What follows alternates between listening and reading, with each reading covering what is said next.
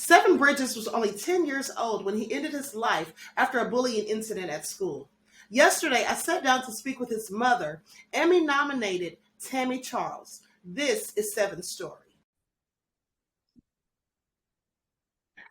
Hey, hello, Miss Tami Charles. How are you doing today? If I was any better, I'd be twins. Absolutely fabulous. Well, that's good to hear. I'm so thrilled to have you here. I want to welcome you, and I really appreciate you taking the time out of your busy schedule. And congratulations, you have just been nominated for an Emmy. I am so happy for you. And this also goes to show all your hard work is really paying off. Let's talk about that for a moment, if we could. You know, Sure. I watched the documentary A Different Cry. How did you feel doing that documentary about your son, Seven Bridges, who lost his life, and we'll talk about his story. But how did you feel doing the documentary and all of this activist work that you've been doing as an advocate? Well, a lot of people say that I'm an activist or an advocate, but I'm just a mom that has the ability to speak my piece uninhibited and unapologetically.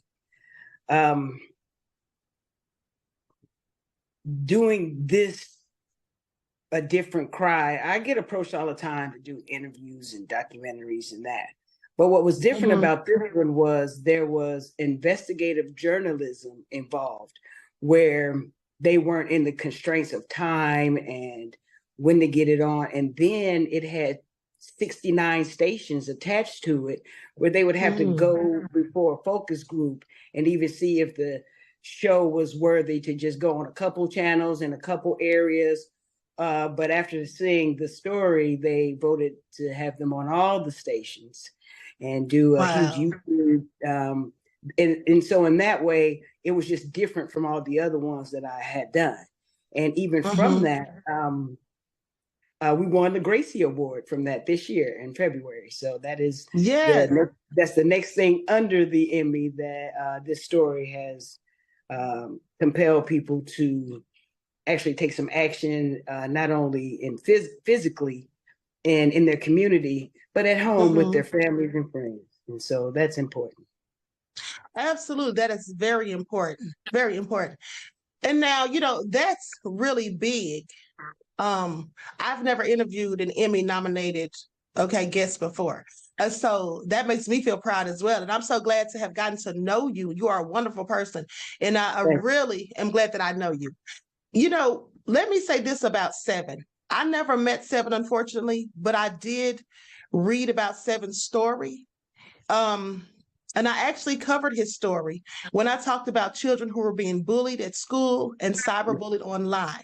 And it really touched my heart because, for one, I grew up in Louisville, Kentucky. I'm from Georgia, but I was raised in Louisville, Kentucky. And when I read that he was the youngest person there to have taken his life, and at the age he was, and you know, it was really heartbreaking for me, but also it let me remember that children, they have the same emotions and thoughts as we do. They get depressed just like we do. And I think some people lose sight of that and don't look at children as though, you know, they're going through things, emotional trauma, their feelings get hurt, and things like that. And so what I want to know, Tami, is what kind of child was Seven? You know, what did he like to do? How was his temperament before the bullying and everything started? Just tell us a little bit about it. Seven was the happiest kid in the world. He also was the most compassionate and in tune child. He came out, and in the first 2 days of him being alive, he smiled. And he was born with a birth defect. Seven has always been a very giving person. He was an only child, but I kept him surrounded by a lot. But he was a very giving person, and he was also a very gratuitous guy.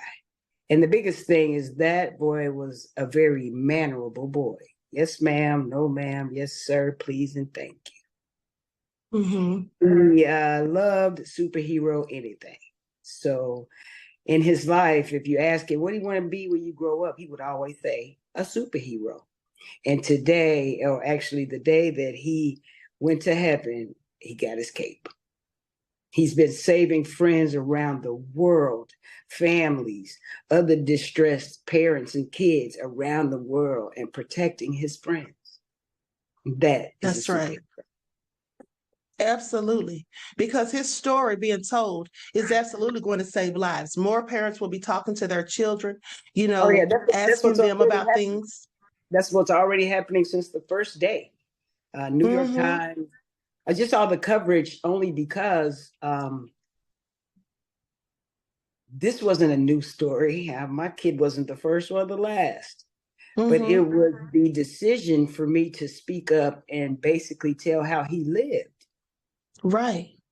as opposed to focusing on how he died or even that he died, but how he Mm-hmm. lived. Seven was That's my right. seven was my rainbow child. I was told I couldn't even have children. So at the tender Wow. age of 35, and his father was 53, we had our first and only child. And from the moment I felt that I knew that I was pregnant, I treated him from that day to this one as he was a gift, and he is. Absolutely. So now, when did Seven start having trouble with bullying at school? Well, unlike a lot of children that had it's an ongoing thing that they have worked through. My son's bullying just happened on one incident.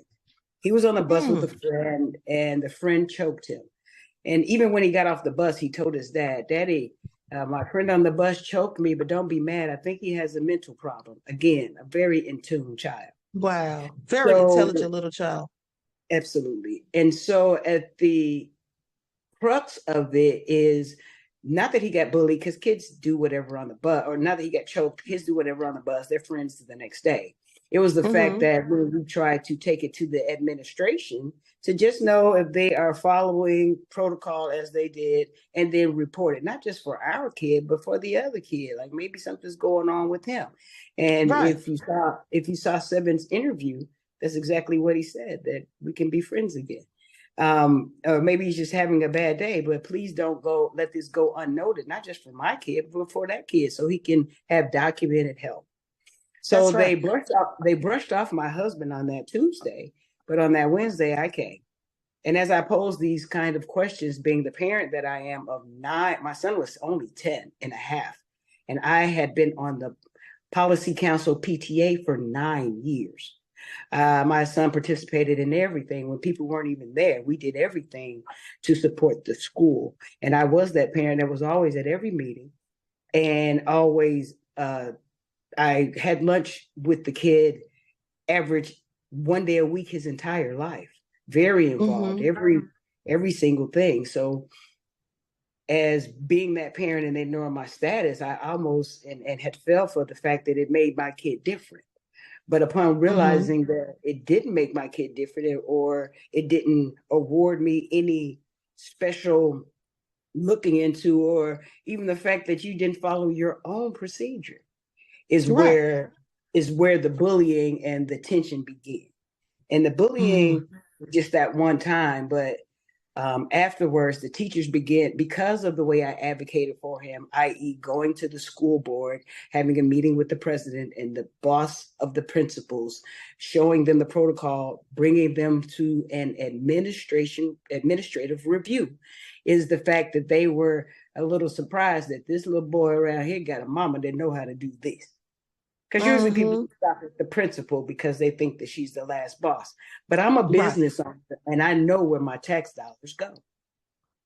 That's right. In that regard, they were mad that out of all the other kids complaining about bullying, they just pulled their kid out. I still sent my son to school every day because he didn't do anything. But Mm-hmm. the adults were very felt targeted, like I was saying something against them, when I was just saying you guys should be saying the same thing I'm saying, that this kid Right. needed help. And so, like you said, you're from Louisville, Kentucky, and there's always agendas about.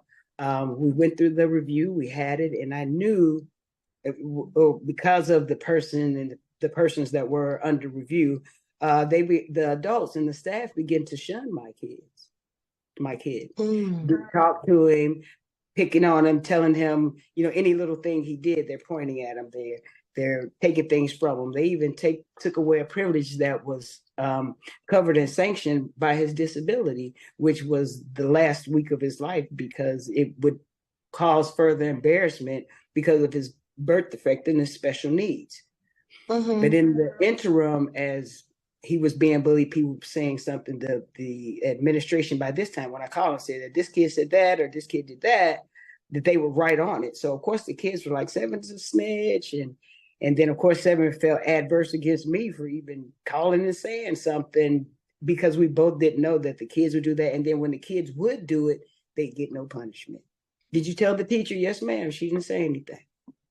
And didn't one of his teachers, in fact, tell him that something about tattletale and nobody likes a tattletale or something? If your mom, and that's the day, he told her that, and then the next day, less than 24 hours later, my son was dead because of that, because he felt hopeless. Because what she said to him, if the principal can't help, well, what do you want me to do about it, Seven? If the principal can't help and your mom can't help, what do you want me to do? Because nobody likes a tattletale.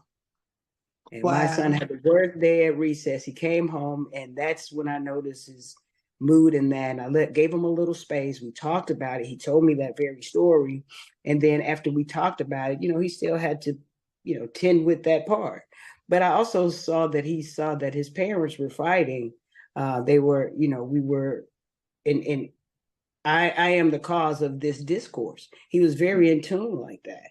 But he's also was just a 10-year-old boy who felt as if he believed his teacher, your parents can't do anything. Even the principal of the school can't do anything. And they're probably not doing anything because they don't like a tattletale. Mm-hmm. That is absolutely awful. It is. That is absolutely awful. So now, can you walk us through the day, that you came home to find Seven had taken his life? You don't have to go too deep into it, because I know it's probably a lot. It is, but it is every time painful. However, if I did not do this painful work, you would not be calling me an Emmy nominee. That's right. And so with that said, it was Martin Luther King's weekend. And because my son had a particular birth defect, our house was the, go-to house. So all the kids would always come here. And I was expecting like 4 or 5 boys. And he had a birthday party of his best friend to go to. And usually we have the weekend. And on Monday, we would go to the Muhammad Ali Museum and watch the I Have a Dream speech. And then, we would do those kind of things during the week, and we had plans to just what we always did here at the weekend. This was the fun house. I'm the fun mom. And so also I am the mom about education. Nevertheless, we got chores around here, and before your friends come over, let's get this little schoolwork out the way, or, this little practice out of the way, and then we have the whole weekend.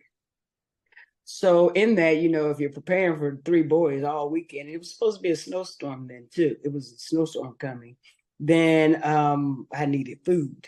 So one of our cars happened to be down. We have 2 cars, and one of our cars happened to be down. So I dropped my husband off at choir practice about a mile away. And then I took another mile to go to the Kroger grocery store. And as I'm in there getting all the stuff and ringing it out, and I come home, and you know how it is. Boy, come help me get these groceries out the car. I'm knocking on the door, banging on the door, knocking on the door. And I'm one that I keep a car key and my house keys separately. I must have thought I left them in the house. So I had to go beating on the door, beating on his window, because he had been up all night, like till 3:30 in the morning. I made him go to bed. So I figured he fell asleep after doing the little chores he had to do. And those chores were to copy a page out of a book and make some socks. Yeah, and that's it. Read a chapter of the book, write a page from the book, and then make the socks, hang your shirts up, put your clean laundry away. Well, as I'm banging on the door, because we have an upstairs and downstairs, so I'm banging downstairs. I'm at his window and I'm banging and banging. I can't get in, so finally I go back to the church to get my husband's keys to let me in. And as I come in, I'm screaming through the house, boy, where are you? Where are you? I'm going all over the house. Where is he? And finally, I go into the room, and again for the umpteenth time. And in his room, the way you enter is the closets behind there.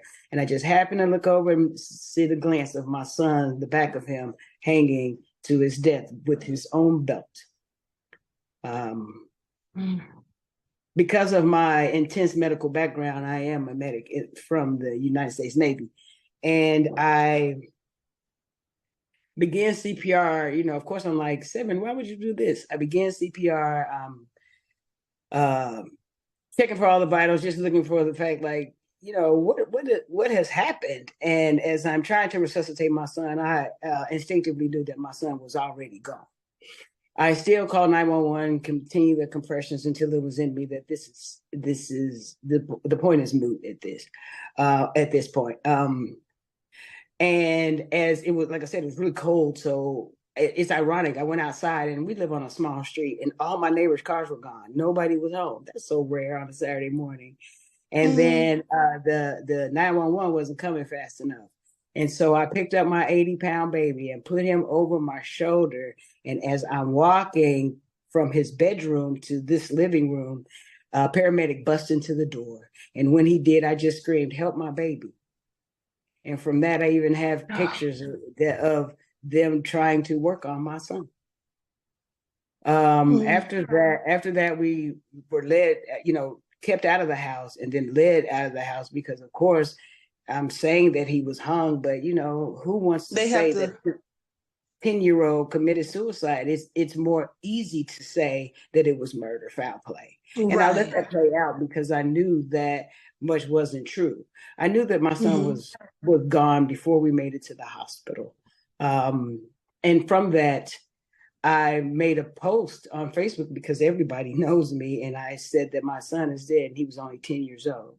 And then after we left the hospital, there were at least 350 people that come to my house through that day. I know a lot of people. And everybody still had their feelings because they already knew the previous story of him being bullied. And they knew that I had advocated for that, and they knew that the teachers were failing them, and people had a lot of emotion. But what I strive to do, and what I still do, is just to remind them that anything done in vengeance of hate or hate will not elevate not only the story or make awareness to our community. That's right. That's right. Well, you definitely took the high road because you didn't even sue the school system, though you absolutely could have and likely would have won. And now, why did you choose to not sue them? Well, first of all, I can say it's spiritual. Now, I will say when I did say I was going to sue them, I was around a lot of people who were definitely driving that point home. Yeah, you could sue them. They were at fault in this. But yeah, I was thinking that emotionally when I said it, but it was nothing that I particularly pursued because I didn't want to get caught up in like that being my focus of my life and negate the fact that I'm grieving, that I'm a bereaved mom in this new atmosphere for me. And so with that being said, I also knew that at that time, I knew suing them, win or lose, would be looking for justice that's not there. I wouldn't eviscerate suicide or bullying. I wouldn't eviscerate that. I wouldn't make that go away. But I also know because I was very close-knit with these people, and these people feel and will forever feel a guilt about my son's death. That's worse than any monetary or even penal system could provide them in the worst case scenario. I also have love for everybody, and I understand. And I understood then that me speaking out the way I could in the mediums I could do, because everybody's kid that was bullied couldn't make it to the news, but I have friends. That I knew platforming this child at this point with the parents that he had brought to fruition that it wasn't just a poor Black kid, or it wasn't just a non-attentive parenthood, a broken home, and all the categories they skew and try to make this kid. But I didn't sue them because that would give them the power to shut me up. And talking was the reason I even got to the point of even advocating for him about bullying, and then pointing out that they failed to do their own protocols and procedures. But what really made me not do it, and knowing that I'm from Kentucky, good old boy, red state, is when I did that administrative, had them do that administrative review, and really took it to the top of them even talking about the story or whatever. Before my son died, I did get the report back that my claims and the claims before them was unsubstantiated. Now you see all of this, and y'all can surely say that it's unsubstantiated. And saying that it's unsubstantiated when you are really just covering your ass on the bureaucratic side. Right. Protecting themselves. I understand agendas.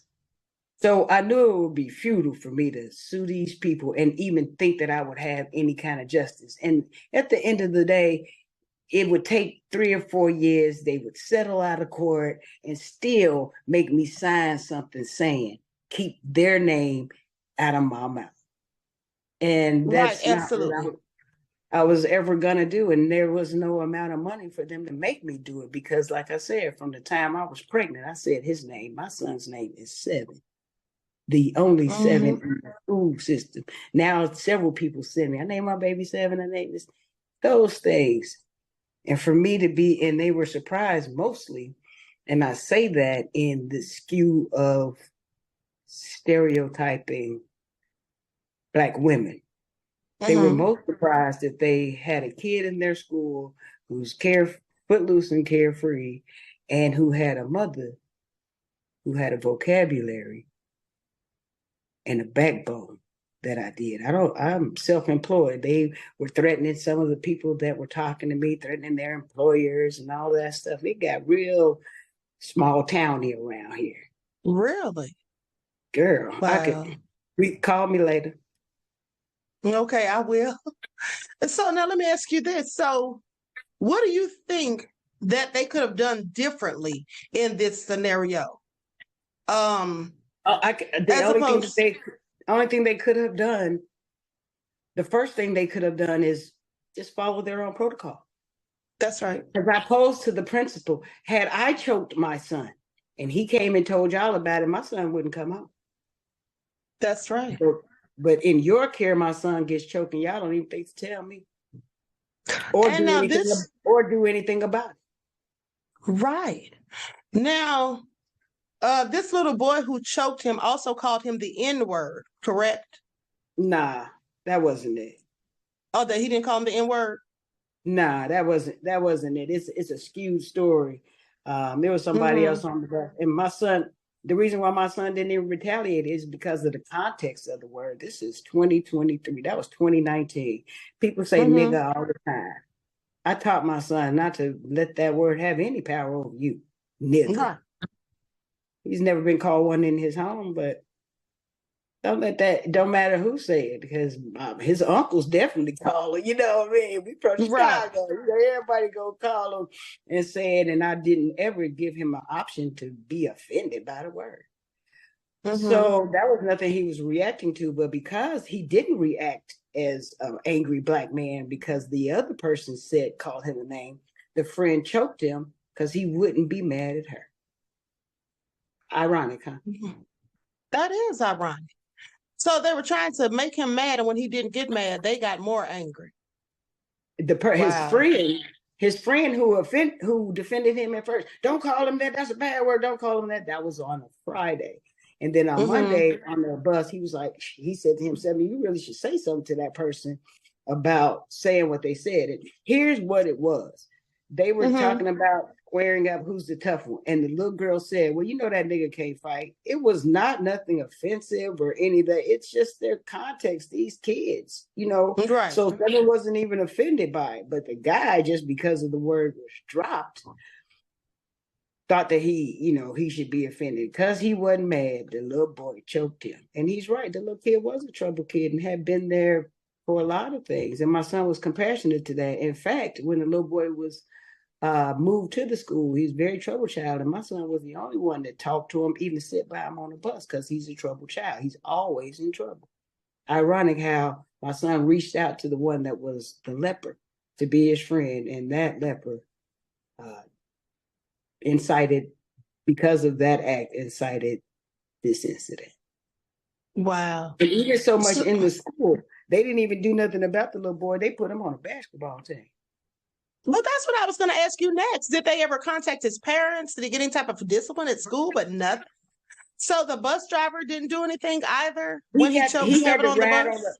That's the thing. The bus driver said something about it, stopped the bus and had the whole thing. It never wrote it down, but then told him if he hit you or he touched you again, let me know. Because he said the kids were on the bus and he's choking him, and Seven's turning blue. And Seven said, "Oh, mommy, I felt real wheezy." So all of that happened, and y'all still didn't even report that part. But at the end of the day, the bus driver only told the assistant principal about it, and nobody put anything in writing or even made it an incident report. And so when I pointed that out to them on Wednesday, that's when they thought I had lost my place. I shouldn't be talking like that though. Right, because now you're becoming a thorn in their side. Calling them on their own procedures. How dare you know what we're supposed to do? Right. So then after I made a live video, first time really going live like that, and it said what I said, and then the comments that came under there, they really were at this point mad at me, although I said nothing. I said, do it in love. Even on that very first video, I said it's my turn. And when it's your turn, I encourage you, do it in love and do it in peace. This is how I ended it. But the comments underneath, they were just going in about my kid was bullied and this happened to this and they did that and you should, yeah. And those comments, my post wasn't anything as much as the comments of all the people that would have jumped on my bandwagon because I am this solid one and will have years, 1,001 nights of stories about bullying and how the system itself worked always against the victim.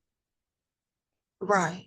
So that was very detrimental in who I am to uncover it. People talk about their kids getting bullied on Facebook all the time. But when I say something, because if you go through even my feed, you see that little boy was not just 10 years old and lived here in Louisville. He had been to 21 states. He owned his own business.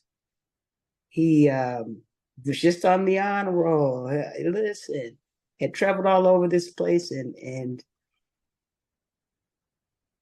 then locally he did every single thing, light up Louisville, all of it. Anything that came to town about kids, he was there. Member of the zoo since he was 6 months, the zoo and science center since he was 6 months old. Those things. Very active kid. He had a lot to offer the world. And even though he's gone, he's still offering a lot to the world with his story being shared. This is what he has to offer to the world. But that they were really surprised that, like these kids grow up fast. That Seven was a 10-year-old. He was a 10-year-old child. I made sure that the troubles of the grown-up stuff, because people were like, well, why you ain't telling about Trayvon Martin? That's one story. I did we did read aloud Up from Slavery and Dick Gregory's Calluses on My Soul. He knew exactly who Frederick Douglass is, and he knew exactly the plight of our people. And the reason I made him read like I did, because my grandmother didn't learn to. And I come off of that, but my mother wanted to make a difference. And how dare I not grow up? And my mom's spent a very low-income single mother to send me to private school. How dare I not have this one boy be able not only to read in English, but to speak the Queen's English? Absolutely. So now, in the aftermath, after everything transpired and whatnot, do you feel like the school started actually going by the policies that they've already had, trying to be more aware of things that are going on with other students, informing parents and things like that. Perhaps even changing or upgrading the policy. And there has been, I will say there has been. Seven was able to initiate an entire school system. They put a bully button on the website, and they have what they call bully chits now. Somebody keep complaining, they got to write it down now. So he made those tangible changes and at least made them have a recourse when anybody uses the word bully. Now, what I also know is change don't come fast and it don't come easy. So are there still people calling me that their child is being bullied in school and the teachers are ignoring it or favoring the other person? And that, of course, but nobody expected it to end. However, what Seven has begun is the fact that not only the teachers who are currently there has started a path for the teachers coming behind. And then, of course, the people who had already heard the story and becoming teachers, I heard Seven's story and becoming teachers, are keen to look out and advocate for that kid that's being bullied. And some of them same teachers used to people call me all the time, old and young, and tell me about how they were bullied. So that sparked it. And then I said something, but they couldn't even tell anybody, or, it was something that they suffered through. And how many times they just wanted to do what Seven did. And what makes it amazing is that this Emmy nomination, this story being told by a little boy from Louisville, Kentucky, and his mama with a big mouth. And those things you can't unsee, because it even went to the Snapchat and all of those things. That was worldwide for this dude. So all the kids that feel that bullying have somebody to, there was a dude, he felt like this and he killed himself. And that felt so bad. And then to see his mama crying and saying that, it gives them a lot to think about. But it also reminds them that you weren't alone in your bullying. Find your way. And now Seven even prompted, after he died, they passed a bill here in Kentucky where they gave millions of dollars to the school to really implement mental health in these schools. So that's what my son did. And he made it prevalent. Instead of them putting metal detectors in their school, they put more mental health. And that is what my son did and made it happen, definitely in Louisville. So those things are positive, but at the end of the day, you just can't pick out every cherry with a bad nut. You just can't. And with what the children are dealing in the background, and a lot of the children don't even have parents. And they've said to me, my mom wasn't strong, so she didn't say anything. In that way, the kids look to me and they still come visit me now, knock on the door, all grown up in that, and saying, and their parents saying that, you gave my mom the strength to even say something. Or even go up to the school and not cut up. Don't cut up. Speak to these people. My kid spent a third of his life every week in this facility. You were his second home. Well, this is definitely, shows that you have taken a lot of time and effort to spread the word, to inform and educate people, and just to let people know, because here's the thing, change does take time. It doesn't happen overnight, but you're changing people's, views of bullying, because some people haven't been taking it seriously. Some of the teachers in school don't take it seriously. They said that on the news when this bullying thing came up. Somebody commented, until they turned the comments off. So what? That's your school. Toughen up, Buttercup. Grown people saying that about a child. Yeah. Because what they're doing, people who say things like that, is likening it to how they went through school. Okay. They were likely never bullied. They were probably the bully. That's right. They were either the bully or never been bullied. And so they can't speak to it. And here's the thing.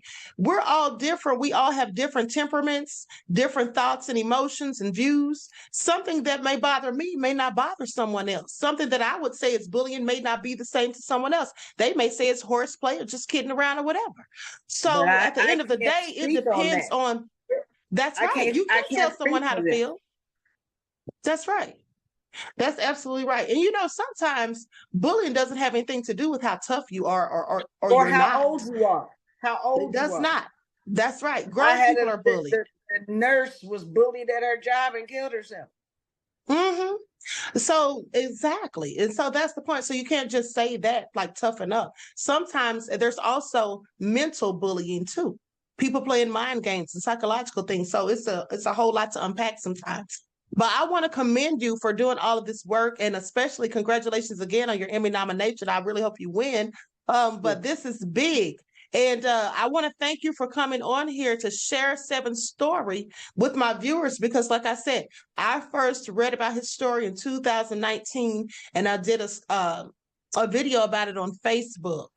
I talked about Seven and other children who had gone through similar things and also taken their lives. And it was just, in most of the cases, it was the same thing. The schools pretty much brushed off the parents, didn't seem to take it seriously, and was so concerned about themselves and their reputations. And And the but school's many of those, reputations and their jobs. So, right, on the one hand, I'm empathetic to that. On the other, that's another reason why I couldn't sue, because people have reasons and livelihoods, and it's always self-preservation. But at the end of the right, day, I can't say that I love God and I know exactly where my son is, and then at the same breath want to point a finger because he's there. I thank God mm-hmm. for the gift and the time for it. I also want to make aware, just with this same story, to anybody that you don't know what you don't know. So even in fright and defending or advocating or standing up or even mentioning goes against the grain, you have done your true self. And it's even worse. And I know for all his teachers and administrators, I know each day they think about, it's even worse that I didn't say nothing. I didn't say anything. I just got in with the group because we're going to stick together because this is our school. And, she shouldn't have shown this light on our school like this. Mm-hmm. But we're going to stick together for our job. But at the end of the day, this boy is dead. And all that you thought before he died with him. Now they are prompted in their soul, in the infraction of his death to them personally to make a change. And ain't no lawsuit. Right. There's no lawsuit that would do that. That's right. And then, like you said, the freedom for you to speak about it and spread the story and to spread your truth, the information, and to educate people. So I want to thank you for coming on here. I really appreciate you. I really do. I thank you. I look forward to the video. I want to thank your audience for sticking around. And I also want to offer them, we go through a lot of things in life. And even with this Emmy nomination, I must say, I am so glad that I'm getting this. I am too. This nomination. And I'm so glad that it's not any one of you, because nobody wants to walk this walk. And if God chose me to do it and not you, I'm more grateful that I'm getting it. And you will never know how I feel. Peace and blessings. That's right. Peace and blessings to you, beloved. And I want to say this before you go. I always remember what my grandmother used to say: God gives his toughest battles to the strongest soldiers. And that's what you are. You are a strong soldier, and you are keeping your son's memory and legacy alive by spreading the word and talking about how he lived, not just how he died.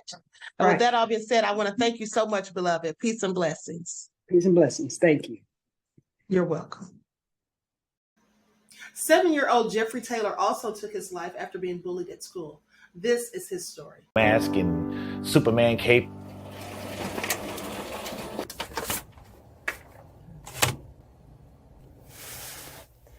The deceased is dressed in a one-piece Batman pajama suit and a pair of black underpants.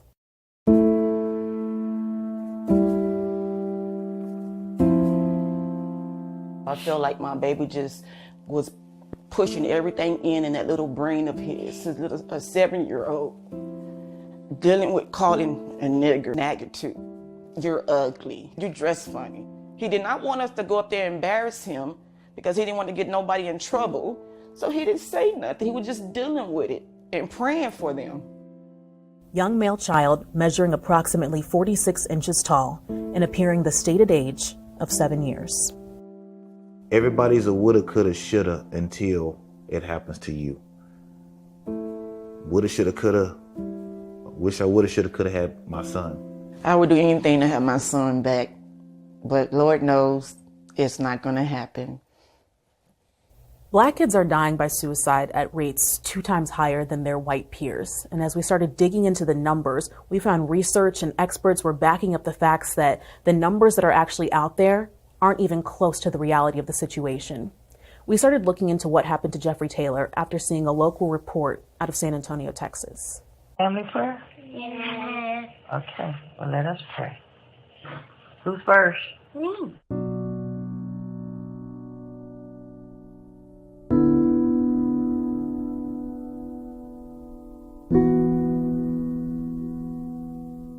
My gun was kept in my Bible case. And at that particular day, it was pushed up under my bed. I don't know if he may have just slipped up, when you're in your parents' room and you see something you're not supposed to see.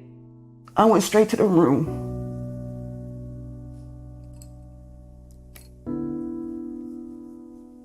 I saw my baby laying there like he normally is. But when I looked to the left, I saw my gun. And I saw blood, dry blood on my baby's face. And I just screamed. I yelled and I said, "Holding Jeffrey Bowl." My baby was hard as a rock. He was hard as a rock. I put him back. And all I can do is run. I was screaming. I just kept saying, "Jeffrey, why? I told you to hold on. I was gonna take care of it."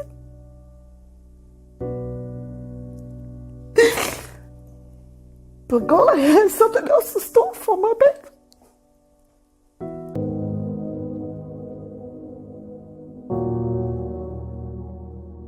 We've gone from feeling like suicide really wasn't an issue for Black and brown communities to now realizing that Black and brown kids, and particularly young Black males, are dying at rates double that of our white peers.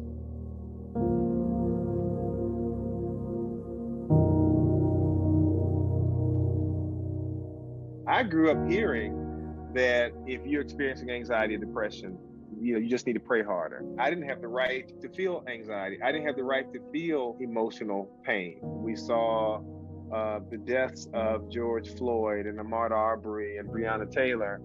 And for Black and brown kids that see this over time, that starts to weigh on anyone. He's going to have the rest of his life to deal with the Trayvon Martins and Tamir Rices and all of that. But I want this little boy to be a little boy.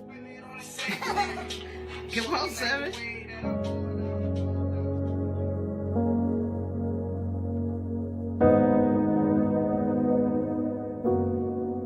With my son's death, for me, I have responsibility. And that's the scary part. No one's talking about bullying and suicide because it's so stigmatized. And then all of the people who speak to me, the survivors' parents, for some reason or another, they find me. Y'all got a slew of 800-888 numbers you can call. But you happen to find this 502 number and call me.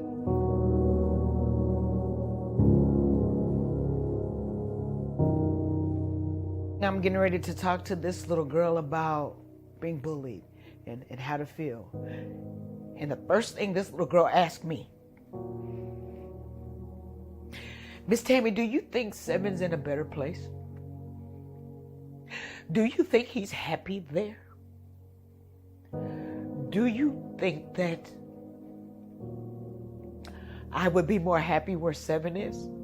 I have to do this for them, not for my own child, but for that child and so many others that have called me. I say to them, no, this is exactly why 7 is there, so that you can pull on his strength and find the happiness from his strength to live through you.